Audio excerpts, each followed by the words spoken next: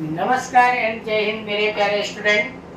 Good morning. आप सभी का अपने YouTube चैनल में स्वागत करता हूं। चलिए आज हम कक्षा 10वीं की प्रश्नावली 1.1 जो कि प्रश्न तीसरा है उसको देखेंगे। अभाज्य गुणनखंड विधि द्वारा निम्नलिखित पूर्णांकों के एचसीएफ और एलसीएम ज्ञात करना है। तो पिछले प्रश्न दूसरा नंबर में हम दो संख्याओं का एलसीएम और एचसीएफ निकाले थे और उसमें सिद्ध करे थे कि दो संख्याओं का गुणनफल एलसीएम गुणे एचसीएफ के बराबर होता है ना। तो अब हम सिद्ध करेंगे तीन संख्याओं का एलसीएम और एचसीएफ। तो पहला नंबर होगा हमारा 12, 15 और 21।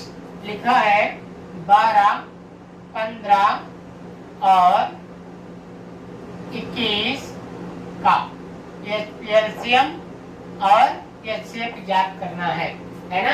तो चलिए करते हैं। सबसे पहले एलसीएम और एचसीएफ निकालने के लिए हम संख्याओं का क्या करते हैं, अभाज्य गुणनखंड। क्या करते हैं, अभाज्य गुणनखंड, यानी अभाज्य संख्या के रूप में हम इनको गुणनखंड करके इनकी अभाज्य संख्याएं निकाल लेते हैं। तो क्या हो जाएगा 12 का यदि हम गुणनखंड करेंगे तो इकाई अंक 2 है, तो क्या करेंगे, ये 2 से विभाजित है तो 2 छक्का 12। पुनः इकाई अंक या संख्या ही 6 है तो हम क्या करेंगे, 2 से विभाजित करेंगे 2 तिहाई 6। अब इसको हम एक अभाज्य संख्या है 3, तो 3 एकम 3, ऐसे हम इसको गुणनखंड करते हैं। अब इसी प्रकार हम 15 का भी क्या करेंगे, गुणनखंड करिए। इकाई अंक ना तो 2 है, 4, 6, 8, इनमें से कोई भी नहीं है। अब हम 3 से चेक करेंगे तो 3 से कटेगा कि नहीं कटेगा, इसको करने के लिए मैं बताया था इन अंकों को जोड़िए। 1 और 5 को जोड़ेंगे तो क्या होगा 6। तो 6 को देखिए 3 के पहाड़े में आता है, बिल्कुल आता है।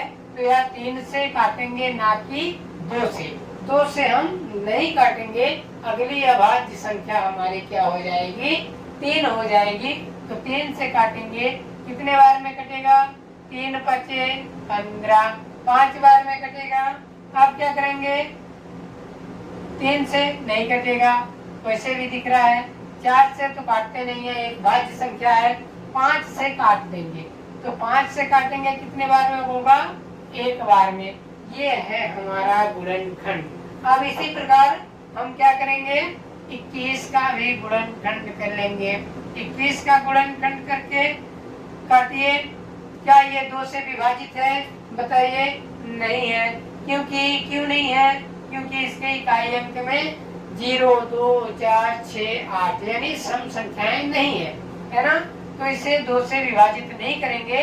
यदि आप जबरदस्ती विभाजित करेंगे तो कुछ न कुछ शेषफल के रूप में आपकी संख्याएं मिलेंगी, है ना। तो शेषफल गुणनखंड में नहीं बचाना है। अब 3 से काटिए, तो 3 से कटेगा क्या, आप जस्ट बोलेंगे हाँ बिल्कुल कटेगा।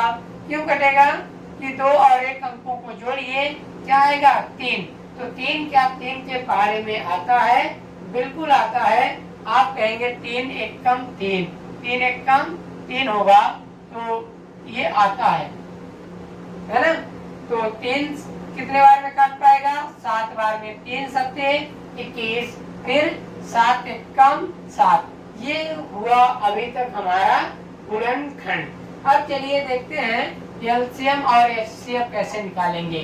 तो सबसे पहले हम एचसीएफ निकालते हैं। एचसीएफ, तो एचसीएफ हमारा क्या हो जाएगा, तो पहले हम 12 का देखते हैं, डायरेक्ट भी कर सकते हैं, पर 12 का हमने अभाज्य क्या निकाला, संख्याएं 2 गुणे 2 गुणे 3। और 15 का क्या निकाला हमने, वो लिख लीजिए 3 गुणे 5। 21 का हमने क्या निकाला, उसको भी लिख लीजिए 3 गुणे 7। अब एचसीएफ देखिए, एचसीएफ आप कितने संख्याओं का एचसीएफ निकाल रहे हैं, तीनों संख्याओं का।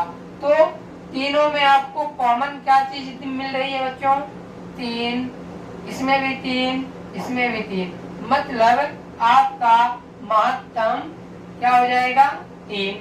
ठीक है। अब और कुछ संख्याएं क्या मिल रही हैं, 2 नहीं है, 5 नहीं है, मतलब आगे कोई भी कॉमन संख्याएं नहीं है जो सभी में हो। ठीक है, अब क्या निकालेंगे, ये LCM लघुत्तम, इसको क्या बोलते हैं, लघुत्तम, और इसको बोलते हैं महत्तम। ठीक है, तो एलसीएम निकालने के लिए क्या करेंगे, सबसे पहले जो तीनों कॉमन मिली है उसको लिखेंगे, 3 को लिख लिए, और कुछ कॉमन तो मिला नहीं था। ठीक, 12 में क्या क्या शेष बचा बताइए, 2 गुणे 2, और 15 में क्या बचा शेष, 5, और 21 में क्या बचा शेष, आप कहेंगे 7, है ना। तो एलसीएम निकालने के लिए अब हम इन सभी अंकों को, संख्याओं को क्या करेंगे, गुणा करेंगे। तो 3 दूनी 6, 6 दूनी 12, 12 पंचे 60, 60 गुणे 7 करेंगे तो 7 छंग 42, मतलब 420 हो जाएगा हमारा आंसर एलसीएम। एचसीएफ क्या निकल करके आएगा, 3। ठीक है, तो चलिए दूसरा प्रश्न और है 17, 23। दूसरा प्रश्न है 17, 23 और 29। 29 का एचसीएफ और एलसीएम निकालते हैं। प्रोसेस में हमें इसको भी गुणनखंड करना पड़ेगा।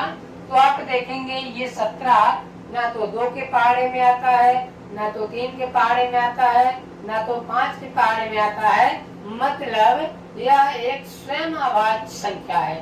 तो अभाज्य संख्या कितने बार में कटती है, एक बार में। तो 17 एक कम 17, कोई दिक्कत नहीं। अब चलिए दूसरी संख्या है हमारी 23। 23 को काटिए तो आप सेम कंडीशन इसमें भी देखेंगे कि ना तो 2 से कटेगी, ना तो 3 से, 5 से, लगातार संख्याओं से हम काटते जाएंगे तो कुछ ना कुछ हमें शेषफल के रूप में जरूर प्राप्त होगा। यह विभाजित किसी भी संख्या से नहीं होगा। ऐसी संख्याओं को हम क्या बोलेंगे, अभाज्य संख्या।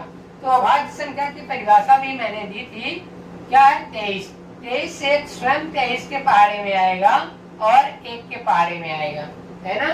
तो इस तरह से यह क्या है, अभाज्य संख्या है। तो इसको 23 से ही काट देंगे, 23 से कम 23। ठीक है, चलिए अब हम 29 को काटेंगे। 29 को देखते हैं, इससे ये भी है, 29 किसी के पहाड़े में नहीं आएगा। तो आप 50 तक संख्याओं में कितने अभाज्य संख्या हैं, कौन कौन अभाज्य संख्याएं हैं, ये थोड़ा जरूर देख लीजिएगा। ठीक है, तो अब 29 को हम काटेंगे तो 29 से कम 29, तो हमारी संख्या ऐसे गुणनखंड के रूप में मिली है। ठीक है, अब इनको हम क्या करेंगे, 17 बराबर क्या हो जाएगा, 17 एक कम 17। 23 का क्या हो जाएगा भाज्य, 23 गुणे 1। अब 29 का भाज्य क्या हो जाएगा, 29 गुणे 1। ठीक है, इतना होने के बाद हम क्या निकालेंगे, एचसीएफ। ठीक है, तो एचसीएफ क्या हो जाएगा, कॉमन ढूंढिए। कॉमन क्या होता है, जो सभी में हो। सभी में क्या है, 1 1 1। तो 1 आप देखेंगे सभी संख्याओं सभी में है, तो हमारा एचसीएफ या महत्तम निकल करके आएगा 1।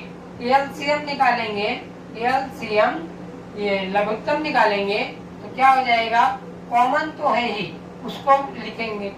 अब 17 में क्या बचा, 17 गुणे क्या बचा, 23 गुणे क्या बचा, 29 वाले में 29 ही बचा। इन सभी संख्याओं का हम गुणा करेंगे तो निकल करके आएगा हमारा एलसीएम। ठीक है, तो गुणा करिए, 23 गुणे 17, 17 तिहाई 51 की 1 हासिल का 5, 17 दूनी 34, 34 में 5 को जोड़ेंगे, 34 में 5 को जोड़ेंगे तो कितना हो जाएगा, 391 प्राप्त हुआ।